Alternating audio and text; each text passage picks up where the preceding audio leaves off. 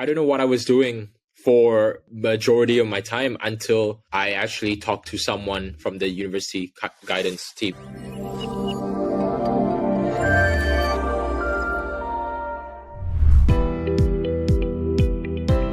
Hey everyone, welcome to On The Go with Manav. I'm your host, Manav, and today I'm here with Idris. Idris is an amateur boxer and has recently debuted himself as a music artist. And today we're going to be talking about Idris's journey from an international student to getting a job in the UK. And without further ado, I will let Idris introduce more about himself. Welcome, Idris. Great to have you here. Hey, Manav. Thanks for having me. Yeah, literally just got back from the office, but yeah, I know. And hey, everyone. Thanks for tuning in. My name's Idris, and I'm from Malaysia. I met Manav at university. So we both went to the same university, University of Exeter, and funny enough, we both did the same course as well. But yeah, shout out to BSc Psychology. Yeah, so I did 3 years of psychology at Exeter, and then I continued on to do my master's there as well in organizational psychology. And now I'm working in London. So was London just a coincidence or was it always planned? Good question. I think it was always planned, I would say. Like, I've always wanted to be in a big city like London. And like, you know, even where I'm from, like home, for example, like, you know, I'm used to like the lifestyle I had back there is like different to like what we had in Exeter, you know what I mean? Like in Exeter, it's like much more laid back. London, there's actually lots of things to do, lots of things happening. Loads of people are like ambitious and trying to, you know, chase their career goals or something. And that's something that's like, that's really motivating for me and it really like inspires me to like just keep pushing. And yeah, so in short, London has always been planned and I'm glad that it worked out. Glad to hear that. Now, the center of the conversation here today is to talk mostly about how you got a job as an international student. So while you're at Exeter and obviously now in London, it is very difficult, I guess, in this current stage to obviously get a job, and especially for international students. And we want to shed light and reduce that, I guess, assumption, making it seem like it's actually possible to get a job and that success is inevitable. And we would like to hear your journey and how you were able to get the job and possibly what you thought maybe stood out. So how long did you go through the whole job application process while you were doing your master's? Damn. Okay. Let's take it back to job application. I started applying for jobs in November 2021 and that was for like 2022 cycle, like, you know, entrance. Yeah, I think so. So yeah, I started from there. And I think, you know what, like I was kind of, I'm going to be transparent. Like I wish I handled my time better in terms of like actually, you know, focusing on my master's, but also like setting some time to enjoy myself because like I was just super stressed out, you know, of like, oh my gosh, like I'm an international student. The reality is that like, it's going to be way harder for me to apply, especially if I want to get a job in London. And on top of that, like, I'm not the only international student that wants to get a job. You know, like there's like, I'd say probably 6 or 7 out of 10 international students I know want to stay in the UK, want to move to London to get a job. The remainder of that will probably go back home or like study or take a gap year or whatever. So I guess like I wasn't in the right mindset. Like I was just like applying. But then at the same time, like I was also taking up responsibilities. On one hand, it's also because like I really wanted to like do it, but on the other hand, like there was part of it that was like, oh, okay, this will look good on my CV. You know, it'll like perhaps make me stand out among my peers or something. Did it in the end? Question mark, right? I mean, I guess I got a job now, thankfully, but like at the same time, like perhaps I think the way I went about it could have been different. And I think what I realized a bit later on, was that, you know, there are people who are willing to help. And that's especially like applies to like during my time in uni, especially the university guidance counselor. Like, I don't know, like I was so lucky, like I guess like just to come across someone who was working there before, but she's not there anymore. And yeah, she was like really helpful. And she just really understood like the pain points of like international students. And like she helped guided my CV to like, you know, sort of like meet the sort of language requirements, the keywords that like any job spec we're looking for. And just like, it kind of like makes sense. And I felt like, oh crap, had I met her earlier, then perhaps like, because for context, I only met her in like March to April. So I thought perhaps had I met her like months earlier, then my luck could have turned out differently. But at the same time, I mean, fast forward to now, I sort of like, I got a job through an internship. So I landed an internship and then eventually converted to a full-time staff. So yeah, I mean, like, it wasn't a smooth sailing ride, I'd say. And yeah, it definitely like made things clearer for me in a sense of like the reality. But also, I guess, like, people tend to think like, oh, there's like LinkedIn, Indeed jobs, or where else? I forgot. I used to use a lot of these, but like, I think there's there's so many. Glassdoor. Glassdoor. Yeah. Yeah, but like there's actually more. And like, for example, I got my current job. I'm working at a startup right now, and I found it through Otta, which is another job platform. And the thing is, like, I was just randomly typing on Google like job platforms for international students, came across this random website, and it listed a list of like job platforms, and I was like, yep, I've done this, I've gone through this, and then it says Otta, and I was like, I've never done this. Signed up to it, went through the platform, and then somehow, this role that I interned for popped up, and I was like, holy cow, applied for it. And then, yeah, I mean, 6 months later, and then now I'm still working there. So yeah, I mean, it wasn't a smooth sailing ride, I'd say, but a lot of like learnings. And I think it's definitely helpful, like, if you can get like some real / like first-hand experience, like I guess what we're trying to do right now, right? So just so that like, future international students, they're aware of like the reality. But yeah, kind of long-winded answer, but like I don't know if I answer all of it, but yeah. Oh boy, what would you say was the most difficult part in terms of applying for jobs? I don't know if this is the reality, but like I'd say, like, because I'm an international student, right? So like, let's say, and because during that time, like, so I'm on a graduate visa. So for context, for those who don't know, like, graduate visa, like, international students, once you graduate, you can opt for the graduate visa where you pay to sponsor yourself for 2 years, meaning that you can work for another company or you can work for yourself. And yeah, for more information, like, it's all on the website. I'm not part of the visa team anyway, but yeah. Anyway, so the thing is, during some of the, I'd say most of the job applications that I applied for, what they would say, they'll have this tick box that was like, oh, or like a section was like, oh, would you require visa sponsorship? And during that time, because I did have a graduate visa and I was still on my student visa, I was like, yeah, I would need sponsorship.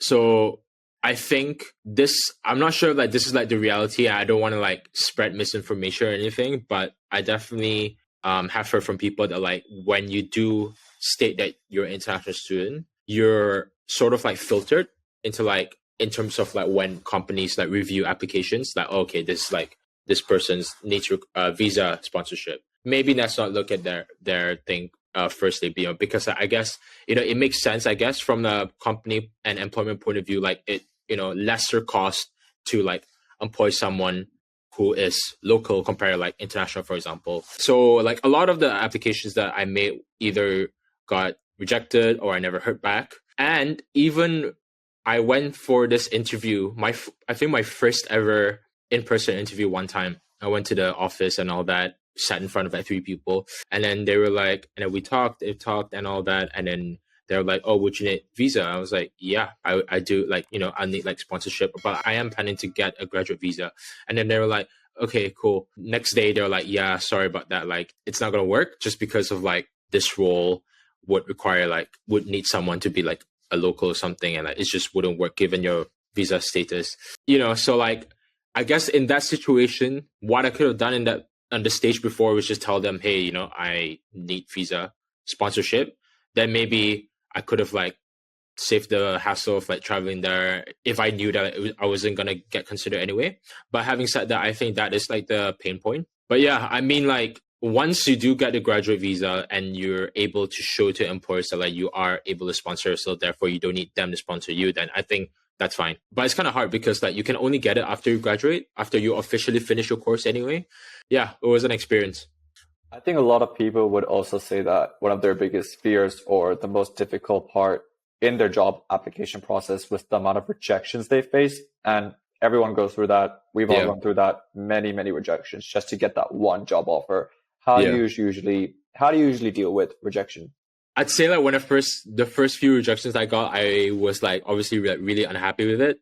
But then after that, like it just became the process, right? Like it's part of the process. It's part of the the grind. This is the journey that you're going on to get a job, and that's a reality as well. That's like that saying, like I don't know if this is actual saying, but it's like you can knock on a lot of doors, but like until that one door that opens or something, I might just be talking out of my ass. But yeah, but basically, like, yeah, I got used to rejection, I'd say. So I guess I got like numb a bit. But then, yeah, I mean, eventually, like you said, all it takes is that one or two offers. So yeah, it worked out in the end. I actually got two offers actually, in the end, but I chose the one, which my current company is. So yeah, really happy with it. What would you say is something you wish you learned early, especially if you had to give an advice to an international student? What is something Yeah. you know now, but you wish you learned in the early stages of your job application process?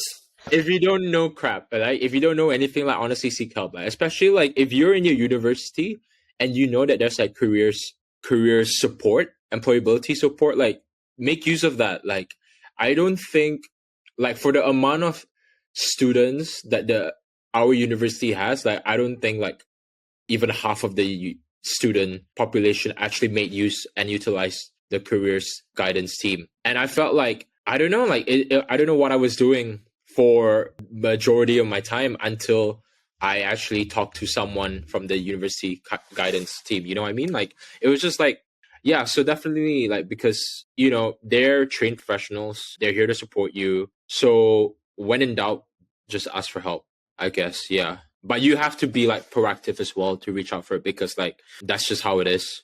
No, 100%. I think people won't get unless that they ask. You need to be proactive in the first place. You need to obviously make that first initial step to get that long-term goal or that goal that you want, whether that's a new job or masters or anything. But I think I wanted to now ask, and the fact that obviously you got a job is amazing, especially as an international student. Yeah. What Thanks, do you man. think, and you might not know the answer to yourself, what do you think stood out or was the main reason that helped you get that job or both offers? Gosh, I don't know.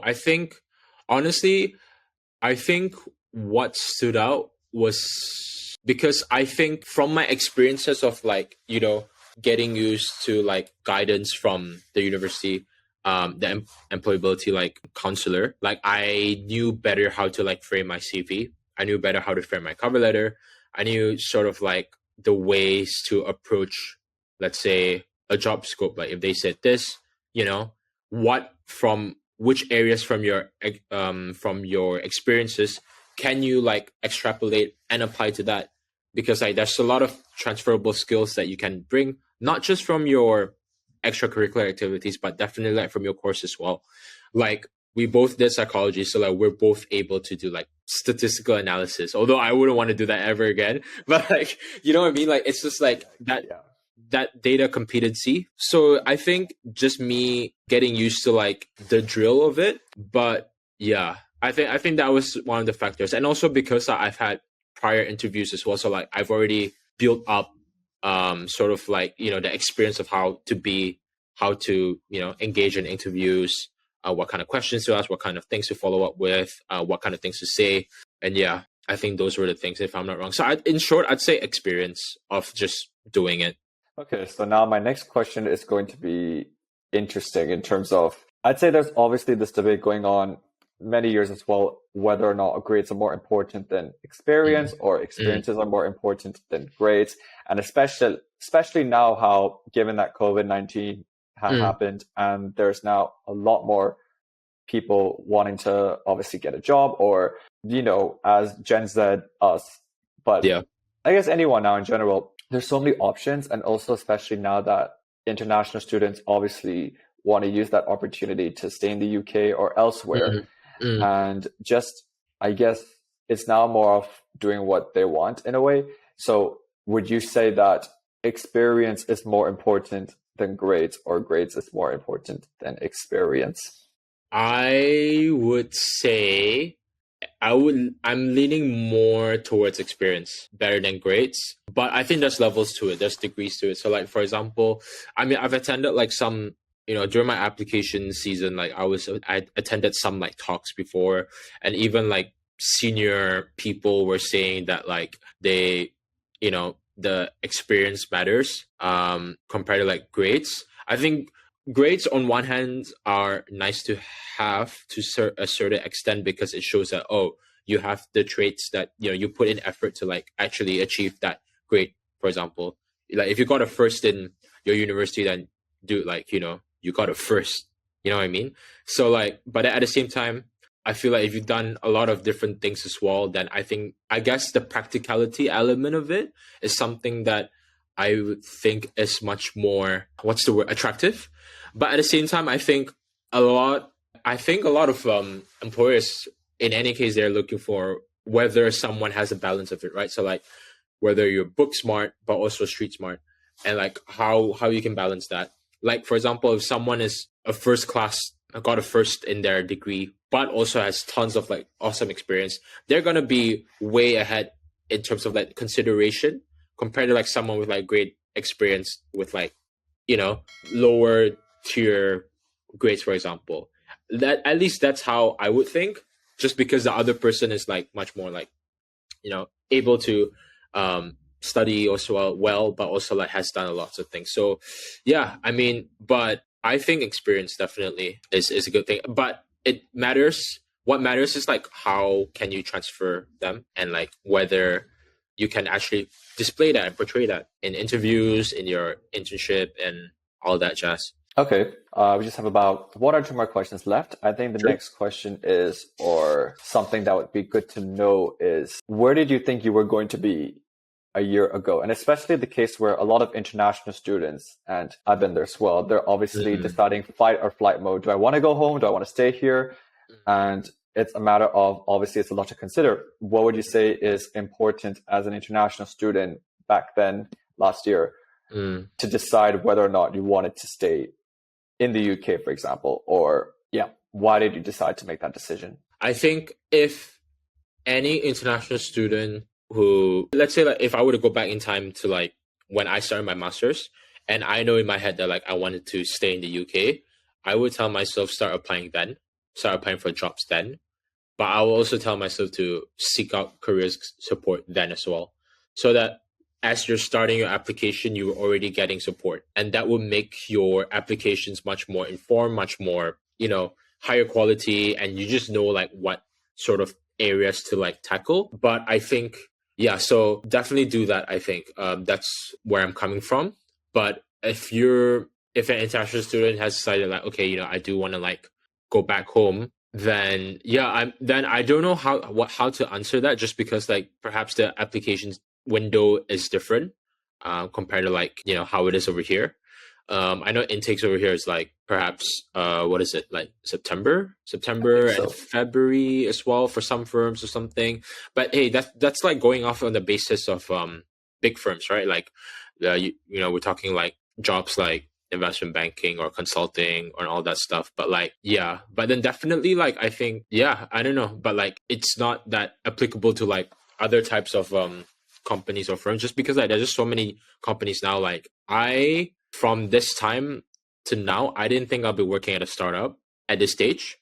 I knew that I would want to work in a startup, but I didn't think that I would start my career in a startup. And I like this trajectory where I'm at now, because I think I'm just learning a lot about the business, how it is to grow, to scale, and just interacting with like loads of other companies who are like our customers, and just seeing like your actions lead to actual tangible results. And so I think I like how it's gone. But this time last year I didn't think I'd be this time last year. I was like so like scared. I was so like worried if I would even get a job.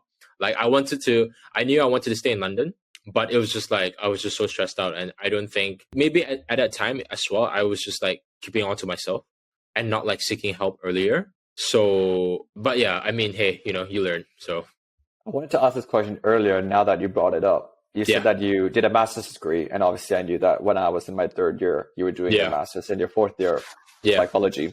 Did you do a master's degree because of like a panic masters that you were not going to get a job, or did you do it genuinely because you thought it would help you stand Mm. out in the job application process, or did you do it because you wanted to further, I guess, develop your knowledge into that area? And I'm assuming you did work in organizational psychology, right?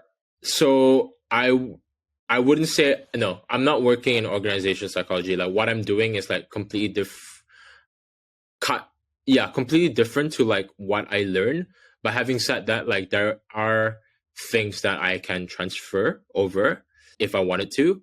But why did I want to stay on for a master's? I think yeah, my reasoning touches on all the aspects that you said. Like partially, on one hand, it was a panic master's, I would say. But on the other hand, I knew I wanted to do a master's. But yeah, it was just like I was, applying to other places as well, like I mentioned to you previously, but also like, and, but I also knew that like I wanted to stay and just relive like a student life again, just because my second and third year was like taken away due to COVID. And so like, and my master's year was like the first year where like things actually start opening up again, no restrictions and everything. So like in-person socials and just like going to classes and just like actually being able to hug your friend and everything, that was cool. And another reason I'd say, yeah, I thought doing a master's would make me stand out more. I genuinely thought that would be the case, but I think it all depends on like why you did what you did, like why I chose to do a master's, right? I think for me, I also just wanted to further my learning as well. And I knew that like perhaps my learnings then may not be transferred immediately, but who's to say it may not be transferred, or who's to say I might not be able to take some of what I learned in the next 5 years, for example. So yeah, a lot of what you touched on.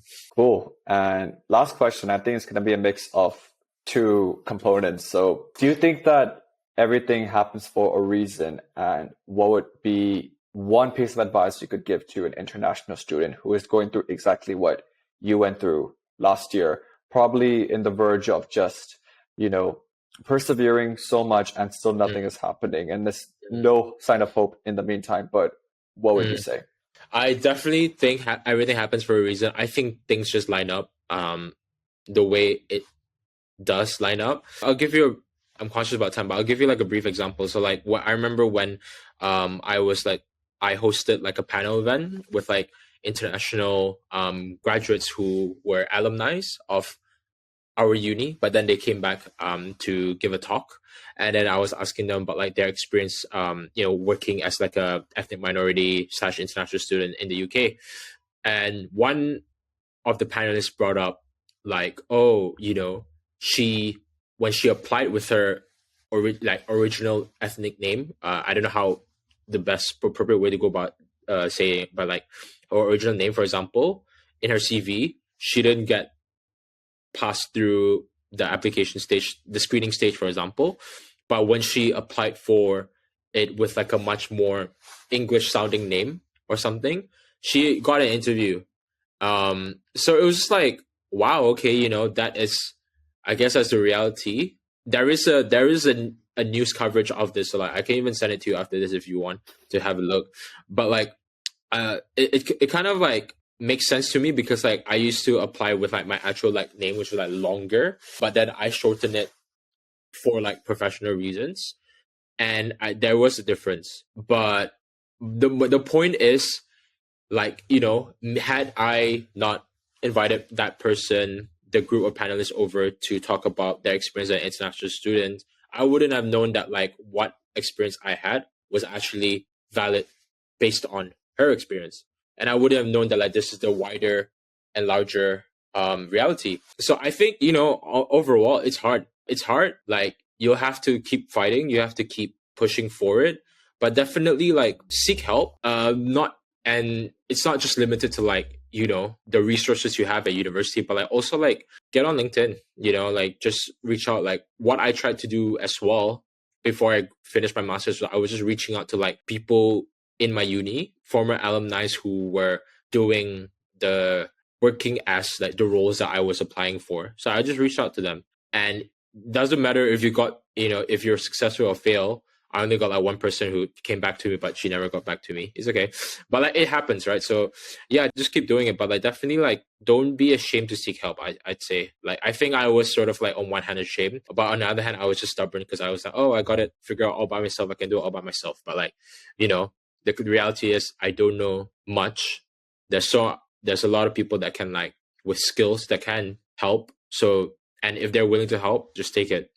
So yeah, definitely. And yeah, you know, if it's something to do with like assessment centers or something, grab a friend, practice with them as well. All the types of like questions or case interviews or whatever. But yeah, no, I think just to help is yeah, really helpful. Like yeah. Wise words, Idris. Thanks. And I try. yeah, nah, very, very interesting and very useful. Cool. Well, I guess we've already reached about time. Thank you very much for joining here today and for obviously taking the time outside of work or post work just to come here and talk about your experience as an international student. Now you don't obviously have to worry about that because you got through that stage. And Let's see. yeah, now it's paying off. Cool. Anyway, thanks, Idris. See you soon.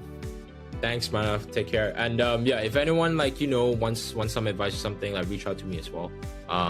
Yeah, more than happy to help. So all the best, guys. Much love. If you like this video, please do give a thumbs up or subscribe if you're watching this on YouTube. And I have many more exciting guests coming up in the upcoming few episodes. And I will see you soon.